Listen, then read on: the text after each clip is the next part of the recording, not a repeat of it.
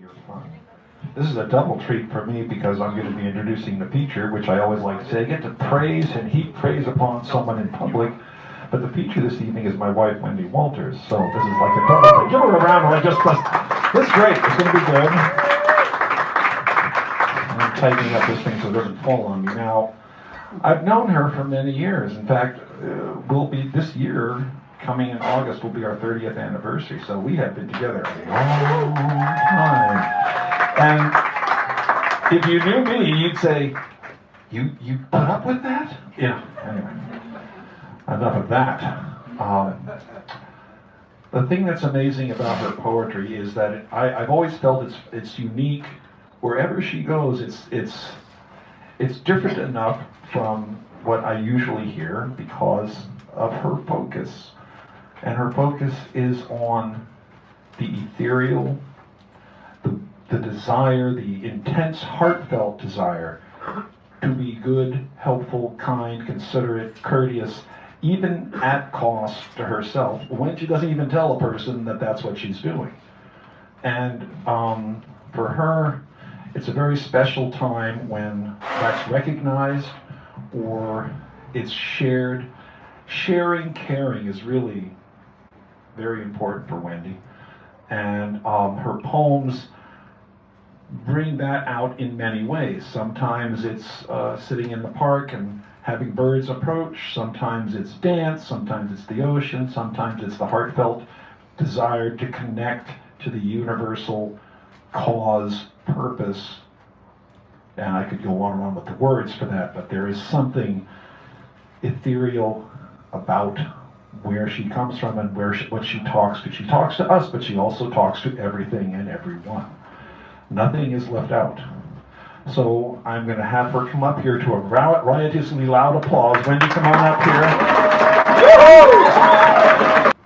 First, I'd like to say I'm very, very grateful, and it's a blessing to be here and to see you all and to have you all.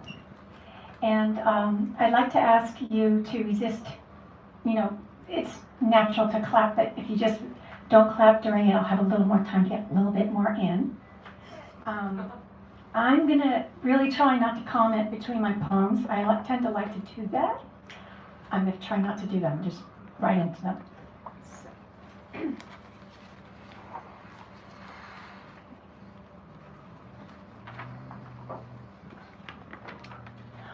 I thought of sand yesterday.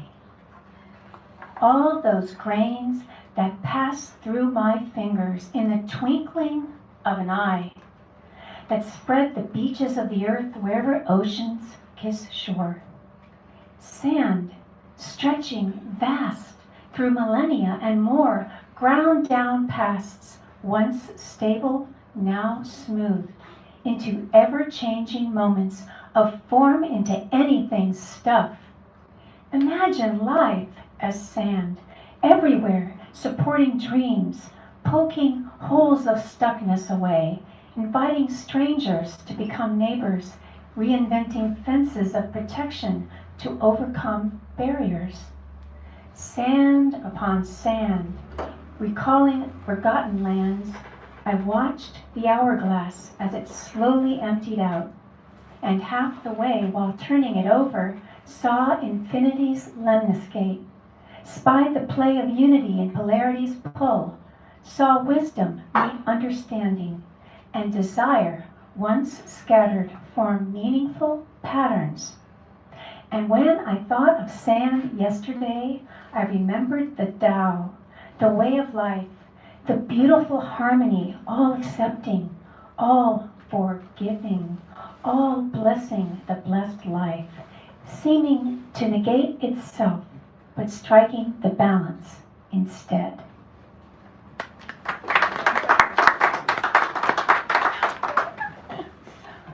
I am in the midst of a great experiment, a journey of many nudges and glances of paths that never end and those that lead to here. It is the point of light that opens the way. It is the point of opening that lights today. How much love can I behold? How much can I bestow? Oh, Dare I call myself to think, to say, to do that vision that I am and can be true, that I may delight me and you? I dive in and out these clear, refreshing waters and leap across chasms that nowhere go, taking my first steps, breaking forbidden rules, climbing onto my wobbly bike and showing up for a stage full of all of us, in all of me, for all this practice, learning how to be a total human who's being.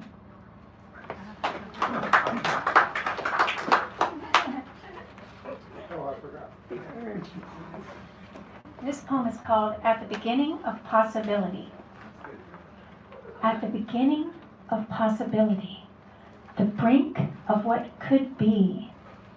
Despite the thunder of uncertainty and doubt, silently moves a force propelling visible good, some force that moves the good. Unseen, yet always ready, by the brim of each unknown.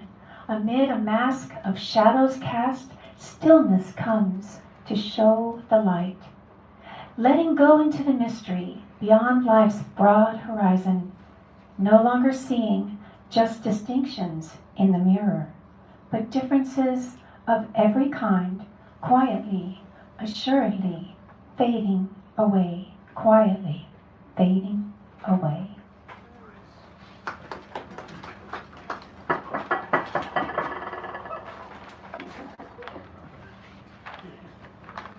From fear to faith, I walk and find how thin the veil, how brief the thought that slips from one to two and sees the other looking different, though not apart. The calling out fathomless mystery bears not a threat of separation, for all is in all and moves through each thing. The one unfolds the many for some great purpose, not to know so much as to be.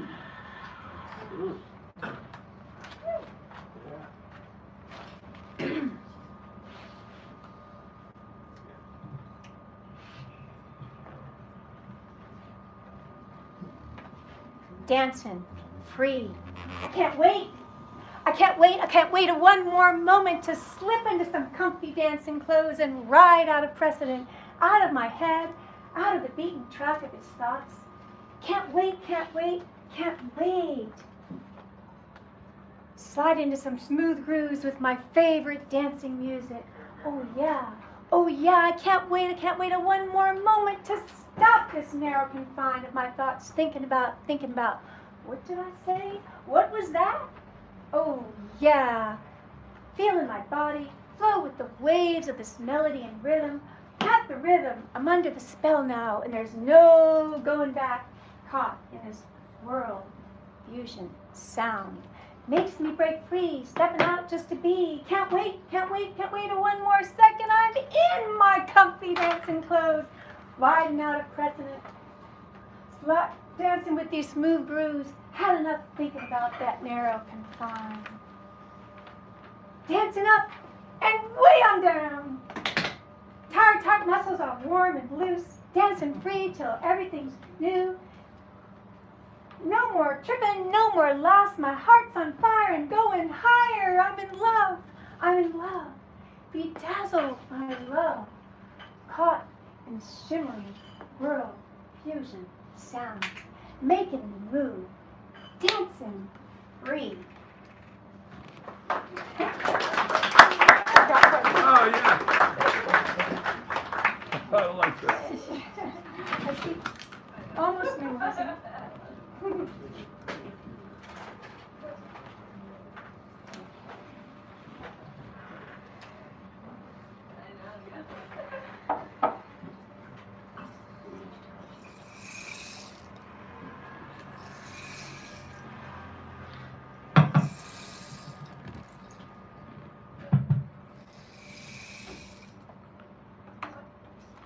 Sometimes I do not want to turn on the light. I want to stay wrapped in the soft silence here in the dark early morn, to rest, awake, opening these unknown spaces. What new view might be awakened in my heart today?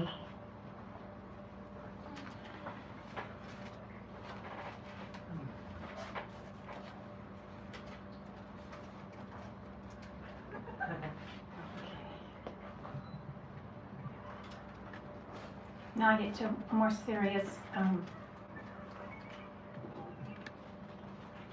somewhat political poem. I guess I could say this political, spiritual political poem.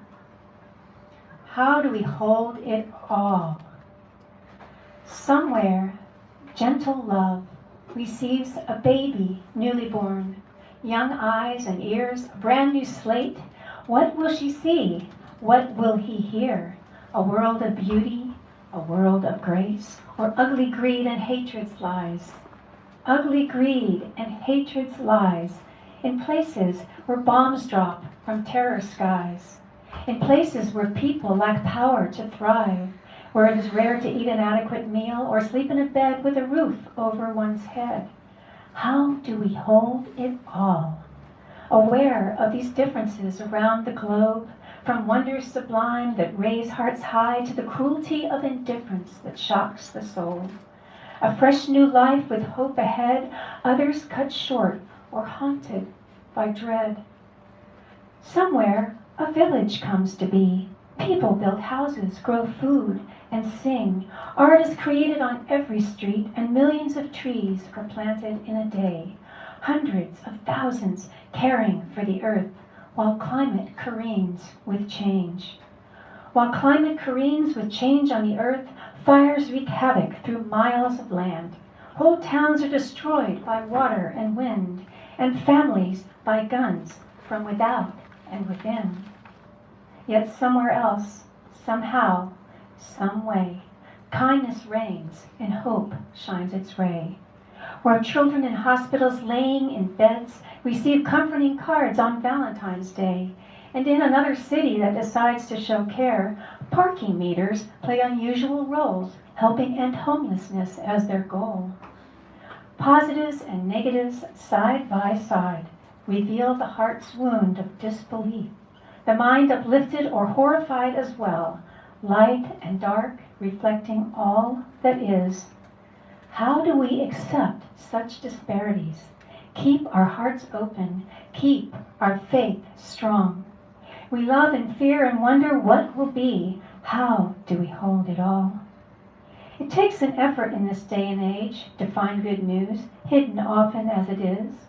May we find the balance, may we see the truth, and always find something to soothe the pain of any soul, something to love beyond the hand of fear, something useful to build solutions and hope, and something to someday or now be glad for.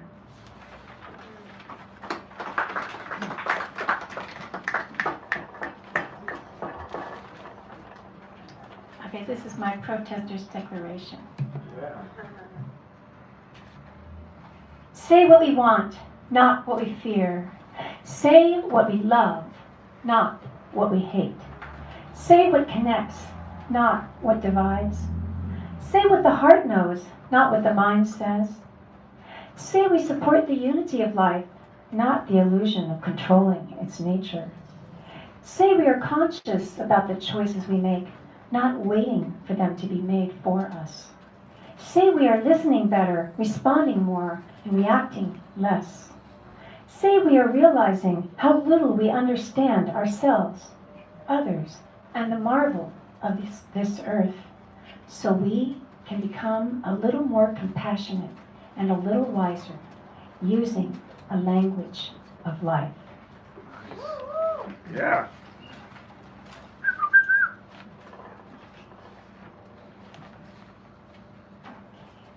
Now, this is, now to get to, so it's very helpful to get back to nature and relax and soothe and not always have these other things on our mind. So I had a nice trip to Ocean Beach recently. Ocean Beach in late January. The lucky blue bubble car affectionately named by its owners, glides along Point Lobos, heading straight toward a vast panorama of ocean, stretching like a sheer blue sheet to the horizon. Big sun is shining bright for a while between frequent clouds and rain. Snaking around a corner, the popular road heads past a few tourist stops until miles of sand appears, dotted by beachgoers and almost as many dogs. I reach the parking lot, crumbling away from years of disrepair. Though I don't mind as I zigzag around potholes, brakes slowing the wheels. My eyes scan the row of cars for that just right resonating spot to pull into. As soon as the motor cuts off, I take a few long breaths, long enough for gratitude to tenderly melt the day's tension into serenity. Time disappears. Leaving the car, I dash to the ancient steps along the seawall that spill onto dark brown sand, moistened by recent rain. With sandals removed, my toes dig into the pliable grains, and I can feel the energy of earth grounding my whole being. Carefully, I make my way through scattered remnants of debris. It is low tide, and the journey from the edge of the sand at the wall to water's beginning is slow and patient in the midst of my growing glee. Before me lies a picture of mesmerizing raw power, hundreds of crashing white waves curling over and over, absorbing and being absorbed again and again in this gigantic reservoir of astounding energy. I stop and stand motionless, unable to move or alter my gaze. Or alter my gaze until some inner force ignites such joyous awe that my feet break out and dance at one with this earthly heaven, light and soaring, then passionate with power. Exhausted, I dive for the blanket, stretch like a cat, and curl up, renewed and filled with gratitude. You're at 5. Yeah.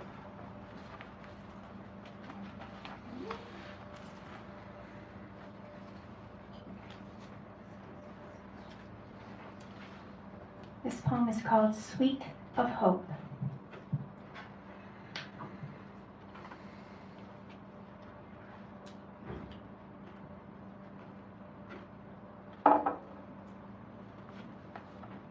First, I want to preface it with, today is the first day of the rest of our lives. Sweet of Hope. Whenever certain times arrive, I hear a brightening call. Begin again. Begin again. The book of life before us here is also ours to write. Beginning now, beginning here. The now lies here at every stage, and here lies now in every place. The past has held its secrets. Tomorrow has them too. Today's life's mystery comes alive, remembering ancient tradition as above, so below. From the merit of good questions lie the best and truest answers. But now I consider these things too, the state of the world and the loss of common care, though I still look to a world of light and not these waves of fear. Many are clever, many are quick to sell their wares of woe, yet one by one life's truths shall ring to raise life's hope. Therefore, let us ne'er believe it's not enough for anyone, for ne'er will there be enough for all if it's you and you against one me, and things will ne'er get better with one me against all you. How long have nations dwelt in these tragic states of mind, mounting and spreading unfounded lies, while the book of life before us here is also ours to write. The past can tell its secrets, tomorrow it will too. Today life's mystery comes alive, remembering ancient wisdom, as above, so below. From the merit of good questions lie the best and truest answers. Standing at the center of the eye of everything, letting unnecessary questions fade away till only the fittest remain, the ones that point to nature's clear answers. Begin again, begin again. The now lies here, at every stage, and here lies now in every place. We can still look to a world of light, and not these waves of fear, for the dream of life is in everyone, and the hope of the dream is for all. You're at 3, 2.5. And this is a quote from Joe Miller, an American mystic. You can get more stinking from thinking than you can from drinking, but to feel is for real. I'm going to read this poem that I created out of 20 words that Dan and I did an association game. Camouflage. This is the nectar of life, to go swinging through all the seasons, not only summer, as if walking in moonlight was everyday food. Leave aside the river of zigzagging vision. Our eyes laughing can look beyond the loud brown hills, where wandering birds stare at the jumping islands of luck.